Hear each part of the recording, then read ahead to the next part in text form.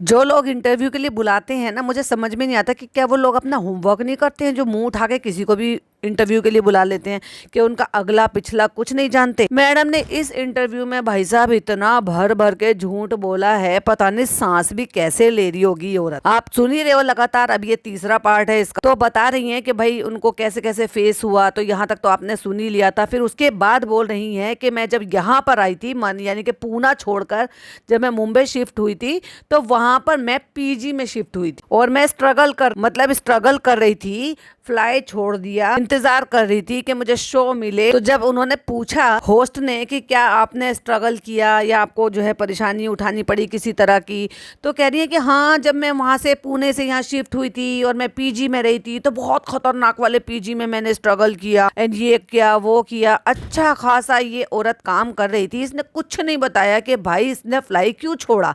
और जब फ्लाई कर रही थी तो ऑब्वियसली ये कहाँ रह रही थी, ये मुंबई में रह रही थी, तो तब इसने पीजी में क्यों शिफ्ट किया भाई, जब तू ऑलरेडी मुंबई में थी। देखो, झूठ अपनी बातों में खुद ही फंस गई। चलो, जैसे जैसे झूठ बोलेगी, मैं तो हूं ही ना बताने के लिए। Hi friends, welcome back to my channel. Channel में न्यू है तो चैनल को सब्सक्राइब कर ले और साथ ही साथ बेल आइकन प्रेस कर दे, जिससे कि हमारे आने वाली वीडियो की नोटिफिकेशंस आपको पहले ही मिल जाए। जब पॉडकास्टर्स ने ये पूछा इनसे कि आप जो है यहाँ पर पहले से थे या आपने जब एक्टिंग करियर में आए थे तब यहाँ पर शिफ्ट हुए थे, तो कहते कि मैं मुंबई में ही थी, वहीं से मैं फ्लाई कर रही थी। तो जब तुम मुंबई से थी, वही फ्लाई कर रही थी, अपनी माता जी के साथ ही रह रही थी, फिर तुम मेडिकल रीजन की वजह से तुमने फ्लाइट छोड़ दिया था, फिर पीजी में शिफ्ट क्यों हुई भाई, ये मुझे समझ में नहीं आ रहा। ऑलरेडी जब तुम मुंबई में रह रही थी, तो मुंबई में तुम जो एक्टिंग लाइन में जा रही थी, तो पेरेंट्स से दूर रहने का रीजन क्या था? जब तुम फ्लाई कर रही थी, ये बताओ खुलकर, तब तुम किसके साथ रह रही थी? पेरेंट्स के साथ रह रही थी या किसी और के साथ रह रही थी? और अगर पेरेंट्स के साथ रह रही थी, तो फिर किसी और के पास पीजी में जाने की जरूरत क्या आन पड़ी? कह रहे थे फ्लाई करने के बाद से लेकर और एसएस के तक का वो स्ट्रगलिंग पीरियड था इनका। बोले तो मतलब जब तक मेन लीड का किरदार मिला था, तब तक इनका स्ट्रगलर पीरियड था। यानी कि जो अगले जन्म वाला किया था इन्होंने, देवी किया था, यानी कि 2 सीरियल इन्होंने पहले किए हैं, 2 शो पहले किए हैं, जो कि एक 8 महीने चला और एक शायद 1-1.5 महीने में ही बंद हो गया। और उसके बाद फिर इनको मिला ये एसएस के। और तब तक ये जब ये कर रही थी, तब आप किसके साथ रह रही थी? फिर ये क्यों नहीं बताते कि आपके जो टीम था, मतलब ये आपका जो प्रोडक्शन हाउस था, उसमें आलोक मेहता नाम का कौन था और किसने आपको वो रोल दिलाया था? कौन आपका गॉडफादर था? इतना बड़ा बड़ा ज्ञान बांट रही है कि हर किसी को अपने करियर में ना वो देखना चाहिए, स्ट्रगल पीरियड सबके में आना चाहिए, तभी वो ग्रोथ देख पाते हो। वाह वाह, ज्ञान बहुत बंटवा लो इनसे। जब भी ज्ञान बांट रही थी बैठकर, हाँ, मुमानी जान तो बनी चुकी थी ना, तो ज्ञान तो बांटेगी भाई। ये जो पीरियड मिसिंग है ना इनके बीच में, पीरियड बोले तो मतलब वो जो फेस मिसिंग है ना, जिनको मैं बात कर रही हूँ कि कहाँ है कहाँ है कहाँ है। पिछला वाला आपने सुना था, तब मैंने उसमें पूछा था एंथोनी कहाँ है। वो सारा का सारा प्रूफ के साथ आपको सब चीजें शेयर करूंगी और बताऊंगी, तब आप पूरा डॉट टू डॉट कनेक्ट कर लेंगे कि वो जो मिसिंग फेस था वो कहाँ था और कैसे भी था। और बता रही थी कि वो जो ना काम का इतना ज्यादा प्रेशर था कि वो जो 2 घंटे लगे थे मुझे ऑडिशन देने में, वो 2 घंटे में मैंने फोन देखा नहीं था। फिर मम्मा का फोन आ रहा था, फिर मुझे वो प्रेशर था, मैं काम पे थी, मैं कैसे फोन लेती, तो वो पैनिक हो गई। अरे भाई झूठी अम्मा, शर्म आनी चाहिए इसको, ये जो जाके झूठ बोलकर आई है, और शर्म आनी चाहिए उनको जिन्होंने अपने चैनल पर ये झूठा पॉडकास्ट पूरा का पूरा अभी तक रखा हुआ है, जबकि पूरे के पूरे प्रूफ जो है ना पूरा सोशल मीडिया पर छपे पड़े हैं कि इसका अगला पिछला था क्या। कह रही है कि मेरा को स्टार के साथ भी हाँ रहता था, कि मैं सहम जाती थी, वो कुड़ कुड़ कुड़ कुड़ कुड़ कुड़ कुड़ करते। ये औरत जिसने खुद चीट किया, ये औरत जिसने खुद घर में लड़ाई फजीते करके हंगामा मचा रखा था, ये सहम जाती थी। Like seriously what a joke. कहती जब मुझे डायरेक्टर की तरफ से सपोर्ट मिलता था, जब मुझे यूनिट वालों की तरफ से सपोर्ट मिलता, तो मैं उन सारी चीजों को लेट गो कर देती। तो मैं लीड रोल कर रही थी, तो मेरा ना बॉन्ड बहुत अच्छा था उनसे। मतलब ये बताने की कोशिश कर रही है कि ऐसा नहीं है कि मैंने भी फेस किया है, को एक्टर के साथ भी मेरे साथ जो है प्रॉब्लम्स रहती थी, वो सब मैंने फेस किया है। अरे वाह। तो ये बोल रही है कि मुझे ये लगता था कि ये लोग तो आते हैं और चले जाते हैं, लेकिन ये लोग रोज मिलते हैं, यानी कि प्रोडक्शन हाउस वही रहता है और जो को एक्टर हैं वो आते हैं और जाते हैं, क्योंकि कई बार लीप आ जाता है भाई साहब।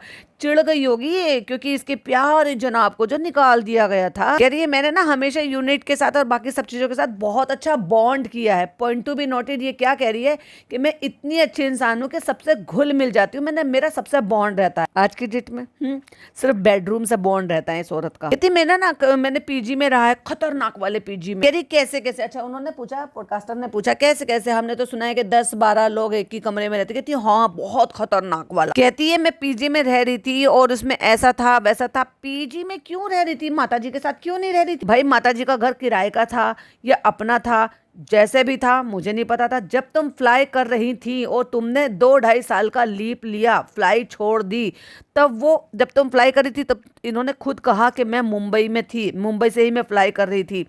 तो ऑफ कोर्स तुम अपने मम्मी पापा के पास रह रही होगी, है ना, या वहां फ्लाई कर रही थी तब भी अकेले ही रह रही थी। कहती है बहुत छोटा सा 1 BHK होता है और उसमें 6 लड़कियां होती। कहती है बहुत डिफिकल्ट फेस होता है और मैं बहुत किच ये सब नहीं सहत सकती थी। तो मेरे पास एक नोकिया का फोन था, मैं हेडफोन खरीदा, मैंने 2000 रुपए का सेकंड हैंड फोन लिया, फिर मैं लगा के ऐसे घूमती रहती थी। और आज की डेट में हर साल ये बंदी आईफोन खुद भी गिफ्ट करती है खुद को और अपने गुड फॉर नथिंग नल्ला नकारा को भी करती है, क्योंकि मेहनत का पैसा नहीं है ना। हाई फ्रेंड ना, हेलो गाइज। कहती है वो काम का प्रेशर होता है, फिर आप घर आते हो तो उसमें रहता। अब मम्मी नहीं होती जो घर आके जो गरम गरम खाना परोस के देंगी। मम्मी तो तुम्हें 3 साल से खाना नहीं परोस कर दे रही थी। मतलब जब तुम SSK कर रहे थे उससे 1-1.5 साल पहले तो तुम मम्मी से दूर ही थी, तब कौन दे रहा था घर में खाना परोस कर? कहती है वो टिफिन वाला आपको खाना दे रहा है तो वो टिफिन में वो पानी में आपको दाल ढूंढनी है। देखा क्या बेचारी की जिंदगी में स्ट्रगल था। बेचारी ने कैसे दुखियारी वाले दिन देखी है। ओ माय गॉड, के पानी में से दाल के दाने ढूंढ रही है। जेल से भी ज्यादा बुरा खाना। देयर आर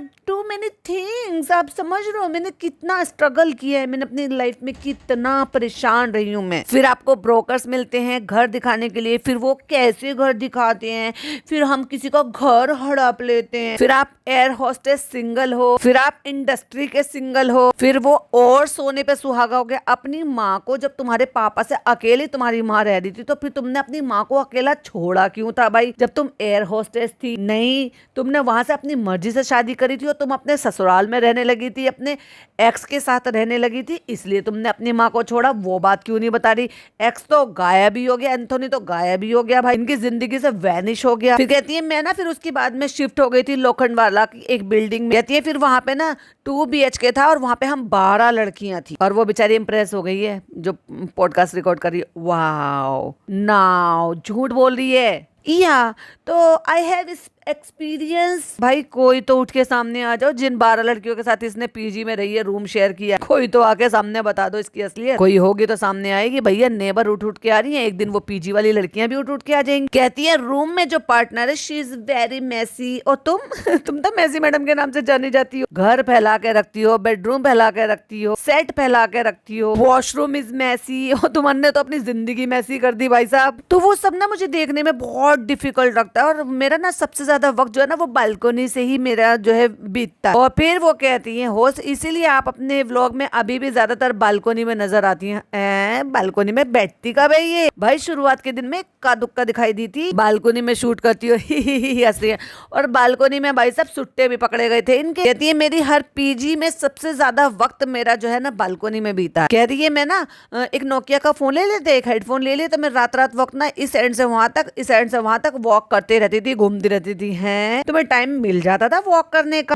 या किसी से चैटिंग पैटिंग मोबाइल पे चलती रहती थी? और वो तो जब की बात है जब ये मैरिड थी, जिस साल की बात बता रही है। बिकॉज मुझे वो घर में ना इतना चेचे और चेचे वाले घर में आ गई भाई साहब। इसने पसंद भी कौन सा घर करा जिसमें हर टाइम चेचे होती रहती है। कहती तो फिर मुझे इतना चेचे लगता था, फिर मैंने सोचा नहीं मुझे प्रेफर करता है कि मैं सुकून वाली जगह लूं अपनी। फिर बताती है कि मैंने जब अगला जन्म पूरा किया था, 8 महीने का रोल मेरा किया था, उसके बाद मैं फिर घर चली गई। फिर मैं वेट करती रही और एक शो की मेरी बात हो गई थी। अभी ये सारा जो सीन चल रहा है ना ये उस दौरान चल रहा है जब ये मिसेस सैमसंग थी मिसेस दीपिका सैमसंग थी। क्योंकि इन्होंने जब फ्लाइट छोड़ा तो मैं फिर उस टाइम जो ना मैंने एक मेरा शो साइन हो गया, मेरा LOI भी साइन हो गया, ये भी हो गया, वो भी हो गया। और उसके बाद मैं फिर 1 हफ्ता तक कुछ रुकी रही, कुछ हुआ नहीं। फिर अचानक से मुझे फोन आया और फिर मेरे के आपको मुझे ऑडिशन देना है। और फिर मेरा ऑडिशन जो है ना बहुत ही एकदम ईजिली हो गया। भाई साहब ईजिली तो होना ही था जब तुम्हारे घर का मेंबर वहाँ पे प्रोडक्शन हाउस में बैठा था तो, और मुझे लग रहा था 2 सेकंड के लिए कि कुछ सच भी है। बस इस बंदी ने कभी नाम नहीं लिया उस इंसान, झूठी मक्कार, दूसरे का क्रेडिट खाने वाली। और फिर मैं वापस आ गई, लेकिन तब तक मैं एक फ्लैट में शिफ्ट हो चुकी थी, काम इनके पास था नहीं और ये फ्लैट में शिफ्ट हो गई थी। वाह मैडम बढ़िया है। फिर मम्मी थी वहाँ पे भी, मैंने पूछा मम्मी ये कैसे ले लिया, समझ नहीं आया मुझे। और उस दौरान मम्मी थी नहीं, झूठी। और फिर तीसरे दिन मैंने जो है कॉन्ट्रैक्ट साइन कर लिया, तो बेचारी जो है होस्ट वो खुश हो गई, अच्छा इसको डेस्टिनी बोलती हैं। तो फिर अगला सवाल पूछा कि ऑडिशन देना, बैक टू बैक देना, कभी रिजेक्शन जो है वो फेस करने पड़े? तो कहती हाँ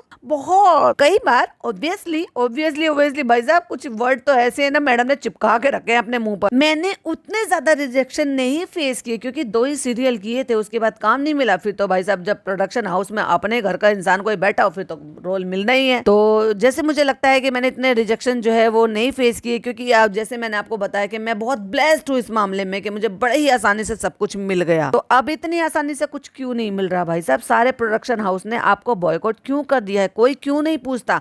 आपकी हर बीमारी के लिए सिंगल कोई इंसान घर पर नहीं आता, कोई तुमसे मिलने नहीं आता, कोई एक स्टोरी नहीं लगाता, कोई तुमसे पूछता तक नहीं। वो ब्लेसिंग कहाँ चली गई, गायब हो गई क्या? फिर बताती है कि जब मैं अगले जन्म कर रही थी तो क्योंकि मेरा मेन लीड नहीं था तो आपको बहुत सारी चीजें जो है वो सीखनी पड़ती हैं, देखनी पड़ती हैं, फेस करनी पड़ती है, क्योंकि मेन लीड नहीं था। रतन से मैंने बहुत कुछ सीखा। आज रतन कहाँ है? कभी पूछती हो रतन के हालचाल पूछती हो? रतन क्यों नहीं आई? भाई जिससे रिश्ता बन जाता है ना उससे बन जाता है। तुम तो अब नाम तक भूल गई हो उसका भाई साहब के रतन नाम की कोई थी भी। शॉर्ट करके हम घंटों उसकी वैनिटी में बैठे रहते थे, ये करते थे वो करते थे, वो क्या कर रही है। मैं ऑब्जर्व बहुत करती थी, मैं सीखती रहती थी, मैं देखती रहती थी। कहती मेरा ना उससे बहुत अच्छा बॉन्ड बन गया था। अच्छा भाई अब कहाँ है? किसी के साथ भी बॉन्ड नहीं है, किसी का अपने माँ बाप के साथ बॉन्ड नहीं है औरत का। कहती मैंने ना उससे बहुत कुछ सीखा। जब तक मैं ना SSK में आई तो जब तक मैं बहुत 30 मार खान हो गई थी, और इतनी 30 मार खान हो गई थी मैं जरूरत से ज्यादा दिमाग चलाने लगी थी, इतनी दिमाग चलाने लगी थी, मैं इतना सब कुछ सीख गई थी, पढ़ गई थी कि मैंने 1 मिनट में किसी इंसान को डिच कर दिया, एक फैमिली को डिच कर दिया। कहती इंडस्ट्री क्या है, वो क्या है, कुछ 10-15% में जान गई थी ना। मैडम आप पूरी अच्छी तरीके से घोल कर पी गई थी इंडस्ट्री को, तभी तो खिलवाड़ कर पाई थी। तो फिर उन्होंने पूछा, होस्ट ने पूछा कि कभी ऐसा हुआ कि जैसे आप कुछ करना चाह रहे थे वो कर नहीं पा रहे थे, कभी इमोशनल ब्रेकडाउन हुआ, कभी आप चाहकर भी कुछ नहीं कर पा रहे हो? कहती हाँ मेरे फर्स्ट शो में ऐसा हुआ था। कहती मुझे क्योंकि मेरे साथ ना मुझे समझ नहीं पा रही थी कि मैं क्या गलत कर रही हूँ। और भाई साहब दूसरे और तीसरे में तो भाई साहब इतनी प्रो हो गई है, इतनी प्रो हो गई कि 2-3 महीने में इसने ऐसे क्या कि प्रोडक्शन हाउस के नाक में दम कर दिया। क्योंकि जो तुम क्लोज साइन करते हो उसके अपोजिट अगर तुम कुछ करते हो तो भाई साहब पूरा प्रोडक्शन जो है ना सब डिस्टर्ब हो जाता है, क्योंकि इनसे कुछ चीजें साइन किए जाती हैं कि तुम ये नहीं कर सकते, तुम ये कर सकते हो, तुम ऐसा नहीं कर सकते, तुम ऐसा नहीं कर सकते। और अगर तुम वही काम करो तो भाई साहब, तो मुझे शुरू के दिन में ऐसा होता था कि मैं ना एक डायलॉग नहीं हो रहा और इतने इतने घंटे जा रहे हैं और इतने इतने टेक लिए जा रहे हैं, लेकिन मेरे से ना एक डायलॉग नहीं बोला जा रहा। समझ में आया? इसको कुछ नहीं आता था और फिर भी इसको जबरदस्ती इसी के रिश्तेदारों की वजह से इसको इंडस्ट्री में लाकर इसको प्रो बनाया गया, इसको चेप दिया गया। और इतनी अच्छी अच्छी लड़कियां हैं, इतनी अच्छी अच्छी एक्ट्रेस हैं, इतने इतने मजे हुए खिलाड़ी होते हैं जो स्टेज पर काम करते हैं और उनको वो एड़ियां घिसती रह जाती क्योंकि उनके कोई गॉडफादर नहीं होते, उनको कोई मौका देने वाला नहीं होता। और ऐसे लोग दूसरों के कंधों पर चढ़कर आज कहीं और पहुंच जाते हैं, फिर उनको डिच कर देते हैं, फिर उसी कंधे को गिरा देते हैं लात मारकर। कहती है एक दिन की बात नहीं थी, ये बहुत दिन थे कि बहुत दिन मेरे साथ ऐसे होते थे, क्योंकि इसको एक्टिंग आती नहीं थी और जब इसको एक्टिंग आती नहीं थी तो इसकी वजह से सब परेशान होते थे, सब डिस्टर्ब होते थे। फिर बताती कि कोई भी फैमिली शो हो, कोई भी हो, तो उसमें क्या है ना, कितने भी हो, भले कितनी भी कड़वाहट हो, पॉइंट टू बी नोटेड ये कह रही है, कितनी भी कड़वाहट हो, लेकिन वो फैमिली बॉन्ड बन ही जाता था। रोज आप जाते हो, शाम तक शूट करते हो, तो जब कोई इतने घंटे किसी के साथ गुजारेगा तो अच्छे अच्छे लोग कनेक्ट हो जाएंगे। अभी जैसे पलक के साथ इसकी दोस्ती हुई, ज्योत्सना के साथ बहन का रिश्ता बना, जब वहां बिग बॉस में गई थी तो उनको श्रीशांत को भाई बना लिया और जनाब को सैया बना लिया। कहती है कि किससे कितनी बात करनी है, किससे कितना दायरा रखना है, वो सीखने में आपको वक्त लगता है। तो उन्होंने पूछा, होस्ट ने पूछा तो कितना वक्त लगा SSK में? तो कहती है वो 7-8 महीने लगे। वो 7-8 महीने नहीं, 4-5 महीने में सेट हो गई भाई साहब, क्योंकि ऐसी ऐसी न्यूज है जो डेट वाइज में आपको बताऊंगी तो आपको बहुत सारी चीजें क्लियर होंगी कि भाई साहब कब ज्वाइन किया, क्या हुआ, कैसे किया, कौन सी न्यूज बाहर आई, कौन सा आर्टिकल, कब कब कैसे कैसे क्या क्या हुआ। तो मैं इसीलिए कह रही हूँ कोरा झूठा है। ये जो पूरा पॉडकास्ट है ना, टोटल झूठा है। कहती किसी भी प्रोफेशन में जब आप जाते हो ना, तो जरूरी नहीं है कि यही वाली इंडस्ट्री हो, किसी में भी आप जब जाते हो तो ऐसे नहीं होता कि एकदम से आपको सब कुछ हो जाता है। कहती है अगर कोई बोलता है कि ऐसा नहीं होता तो इट्स रबिश, मैं नहीं मानती ऐसे। कहती है इंडस्ट्री की ना सबसे अच्छी बात ये है कि कहीं पर भी ना दुश्मनी नहीं है और वो लंबे टाइम तक नहीं रहती है। किसी से भी कोई भी अनबन होती है वो जल्दी हो जाती है, और इसने ही वो अडॉप्ट नहीं किया। ये लंबे टाइम तक किसी से भी कुछ भी गुरेज लेकर बैठती है तो लंबे टाइम तक लेकर बैठती है, इसलिए लोग लंबे टाइम तक इसके पास आते ही नहीं है।